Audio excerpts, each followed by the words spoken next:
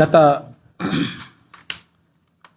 ఒక సంవత్సరాల కాలంలో ఇక్కడ జరిగినటువంటి దొంగతనాల్లో మనము రీసెంట్గా ఒక 2 grave cases 5 non grave cases సంబంధించి 350 గ్రాముల బంగారాన్ని రికవర్ చేయడం జరిగింది.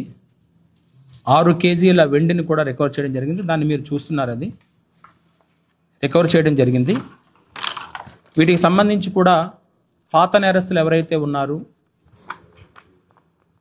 జిల్లాకు సంబంధించి టాప్ 10 ఎవరైతే ప్రాపర్టీ అఫెండర్స్ ఉన్నారో, ఈ దొంగతనాలకు సంబంధించి ఆస్తి నేరాలకు సంబంధించి ఎవరైతే ఉన్నారో వాళ్ళని ఒక లిస్ట్ తయారు చేసుకోవడము, వాళ్ళ కదలికల మీద వాచ్ పెట్టడము, మా దగ్గర ఉన్నటువంటి సిసిఎస్నే కాకుండా మా లా అండ్ ఆర్డర్ టీమ్స్లో కూడా క్రైమ్ టీమ్స్ని ఏర్పాటు చేయటము.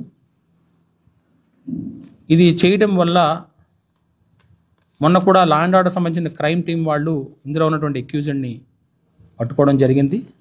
అక్కడ నుంచి రికవరీస్ కూడా వెళ్ళడం జరుగుతుంది. రికవరీల విషయంలో కూడా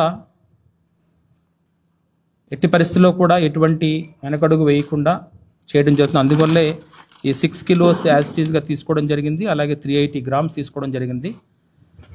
ఇక్కడ అయితే ఈ సందర్భంగా చెప్పేది ఏంటంటే, కంప్లైనెంట్స్ కూడా దొంగతనాలు జరిగినప్పుడు యాక్చువల్గా మీ దగ్గర ఎంత పోయిందో వాటిని ఇవ్వడం అనేటువంటిది మంచి పద్ధతి. అన్నెసరిగా కొన్ని చోట్ల మీరు హైక్ చేస్తే అది మరలా ఫర్దర్ ఇన్వెస్టిగేషన్లో తేడా వచ్చే అవకాశం ఉంటుందని చెప్తున్నాము.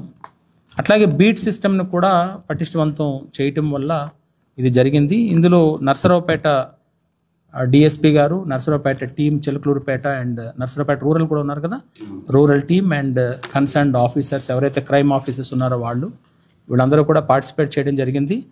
వాళ్ళందరికీ కూడా ప్రాపర్ రివార్డ్ అయితే ఇవ్వడం జరుగుతుంది.